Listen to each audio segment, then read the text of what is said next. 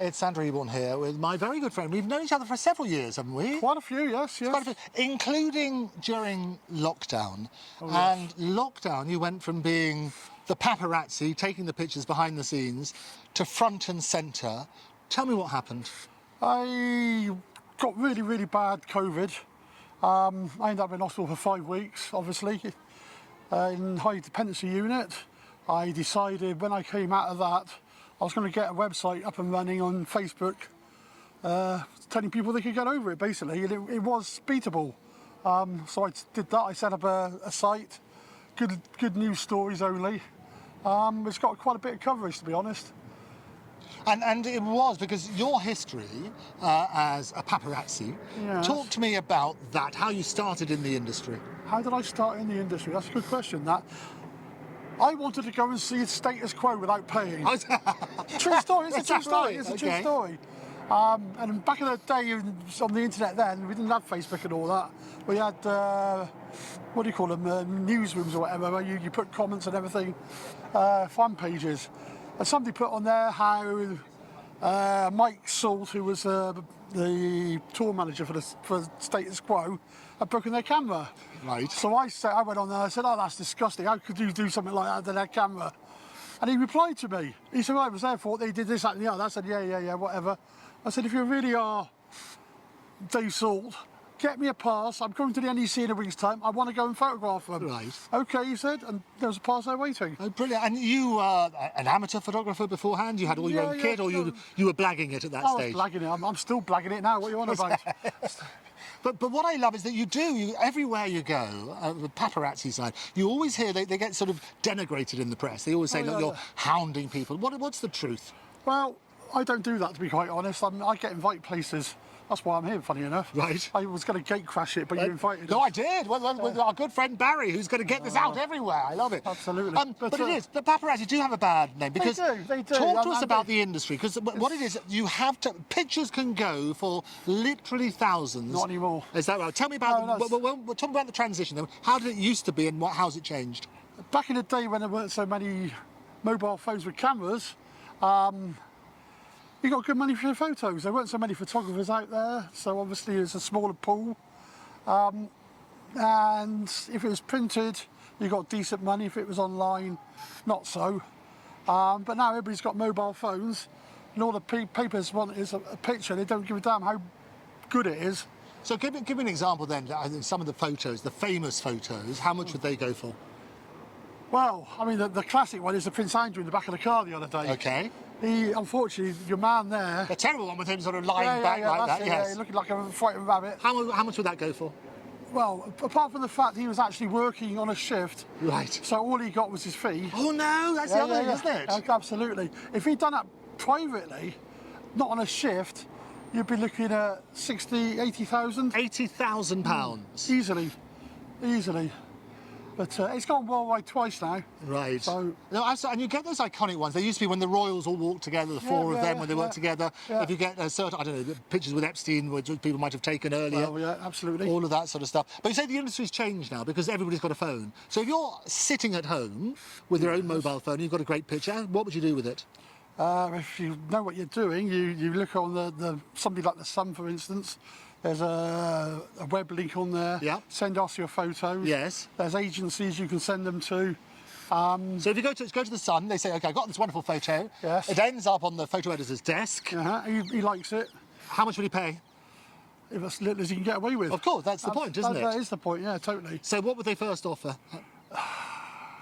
If you're an amateur and you just blagged the photo, you'll be happy to get 50 quid. 50 quid. A lot of people just want their name in the paper. Well, and that's the thing. So what should they hold out for? Because people know about this, same with videos. They'll turn around, they'll maybe do something with the Mail Online, I mean, any of the papers. We'll turn around and say, well, we'll offer you this. We pay this to everybody. We know that's not true. Yeah, they do. Well, because you're talking about 80 grand for some of these photos. Yeah. How should the negotiation go? It should basically, I mean, if you've got the Mail Online, I mean, they're the worst, to be honest. Because Getty and PA basically give them the photos. They think they can pay the rest of us pennies. Back in the day, the minimum you got was £50 a photo for the Mail Online. Right. Nowadays, you're lucky if you get a £5. Is that right, for a photo? I mean, some agencies, you get £1 per photo, which doesn't even cover your petrol. And I guess the key, isn't it, Jules, that it's like market forces. You sort of turn around, if everybody's got the same photo, but you get that unique one, the Prince Andrew one, which would have been unique, there's a bidding war. Absolutely, absolutely. If you know what you're doing, I mean, personally, I would go to somebody like Barry here. We're getting so much business with Barry as the best PR publicist. He's going to love this. Well, this is it. But it's a fascinating business. And as I say, the camera switched from you being behind the scenes, and you're the nice end of the paparazzi because you're invited normally by the band, as you say. You went there because it was a freebie, but you then made that into a career, and I've seen you at lots of different shows and so on and so forth. The interesting thing is, as I say, when they changed the spotlight and COVID hit you really badly, you're still, obviously, the oxygen's as a result of this. No, it isn't. I had a disease before COVID. What did you have? It's a disease called bronchiectasis. Okay. Basically, you've got tubes in your lungs and they get the crap out. Mine have expanded so much, I can't get the crap out. Right. So my lungs fill with rubbish. They get infected, I get pneumonia, I'm back in hospital. But obviously with the COVID, that made it I actually got scarring on the lungs. So it intensified something you already had? Yeah, totally. And tell me how it's affecting your life at the moment. Well, it's, in the last year, it's got a hell of a lot worse. I mean, as you can see, I'm now on oxygen probably 20 hours a day. Right. So I can't walk very far. I can't do anything really. It's I do if I can get a job a week, I'm doing well. But that's the problem, because it's quite demanding going to concerts, isn't it? It's very, not only concerts, I mean red carpets, parties. And you're there, you're messing with the rest of it. Oh, I like that, that's good fun. That's the only fun bit of it. But it's difficult if you've got an oxygen tank, isn't it? I mean, it's a long night. It is a long night and the oxygen does run out, but yeah, I just can't do it. I can't stand up for long. Right. One of the things which I was loved talking to you beforehand, it's something I've tried as well, is laughter therapy. Yes. Which I understand. I see already you're laughing about it. It's great. Talk to me about laughter therapy. Well, a few weeks ago, there was I'm in a lot of groups on bronchiectasis and lung diseases on the internet, trying to find information, that kind of thing. I always try to help people as much as I can with experiments, anything like that. And they were looking for volunteers to do this laughter yoga. And if you think about it, it's logical, really. If you laugh, you're agitating your lungs. Right. And your lungs don't realise what a real laugh is and what a fake laugh is.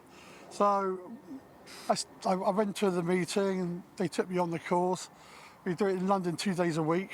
And then basically, it's fake laughter, basically. You have to make your own cup of tea and you're laughing at your cup of tea. And it's very, very funny. You have to be there to see it. But, what I found interesting with two things is that, and I have tried it, there's been what they call laughter yoga, where you can trick the brain into thinking it's having a good time. That's right, yes. But also, they were saying that the lungs can get tricked. They don't know the difference between real laughter and fake laughter. Is that right? That's right, yeah. That's absolutely spot on. But so it's all on the NHS. It's we're trialling it, basically. I hope it takes off because it's bloody brilliant. But what I love is your body language completely changed because you're already smiling about it. Well, even that brings a laugh, you see. It does. But it's not the kind of laughter we do there. Right. But, no, but it's all ha, ha, ha, ha, ha. It is exactly what it is. That's exactly what it is. So give an example of some of the exercises they've done. Well, basically, like you said, it's like you go and find your passport in the drawer. Yeah. You take it out. You. All right. He's trying to kill me. But this is what we do basically, and you just do silly reenactments and just laugh really hard, and it gets the crap out of your lungs. There you go. There you go. It works. But also psychologically. That's what it's how many have you done? Just the one? I've done 4. 4. Yeah. And have you seen a progression? It's getting there, yes, definitely. I've got enough. It was actually cancelled today because of the weather. Oh no! It's too hot. Oh, there's been weather problems all around the place, hasn't it? It is. They always say that it's since the hottest weather since records began. Do you know when records began? Last week. Oh, no. It's a genuine question. Oh, is it? Sorry. No, genuine. When records began, because I researched this. 1868. That's not bad. It's actually 1 minute before 5. It's 1659. That was close. So 1659 is when records began. Okay. And that's been the benchmark ever since. So that's what it's always interesting. you must talk us through your journey. I will do. We'll keep us on that sort of stuff. You're looking great. Well, yeah. You survived here for a few hours on the boat. Yeah, that's it. I'm running out of oxygen. So Oh, okay. Well, I won't let you use yours good. anymore. Keep going on the road to recovery. Yeah, I'll do it. I'll get in there. Well, I won't recover. That's the thing. But people, but you have a great attitude about it. And what I love about it, and what I love about people coming on the show and talking about it, it helps other people. So, well, that's it. Yeah. people going through the same sort of thing. Finally, then, what advice would you give to them? Laugh. Laugh. Basically. Yeah. Laugh hard every day. But no, see your doctors. Go and see your doctors all the time. Whenever you're feeling bad. I mean, that's the other thing. I have antibiotics at home all the time, emergency courses. But I don't like taking them until I see the doctor. I don't know what is an attack and what's just a cold. I still haven't worked that one out myself, like, so. But my blood oxygen levels, they plummet really, really badly into the low 70s. So. And what should they be? 96 to 98. Right. It's obviously I'm not getting blood around my the oxygen around my body, which isn't good. So it is what it is. Well, it's an attitude. And if people want to find out more about this laughter yoga or laughter therapy, they call it different things. I'll send you a link. Send me a link and we will put it in the thing below. So if you, what I love, Simon, that's his name, don't you forget it. Simon, who's brilliant, we'll put a little link where I'm pointing there, which is how you can get in touch with laughter yoga. Yeah, okay. Jules, it's a real pleasure to see you. Lovely Thank you to so see much, you too. mate. Thanks for inviting us along. It's been a laugh. It's been a real giggle, and we've absolutely. and we'll do it again. Absolutely. And Barry will tell the world. But for now, thank you very much for joining us.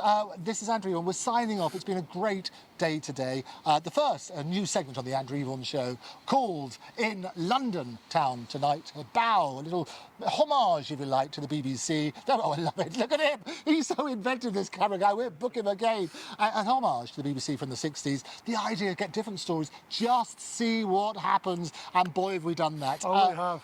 There's been fights, there's been dancing, singing. They dancing and singing. The behind-the-scenes stuff is available. Behind a paywall, we'll do that. Okay. Do subscribe because you have a chance of joining us next time. Do follow me at Andrew Eborn, at Octopus TV, on more platforms than Paddington. I'll see you next time.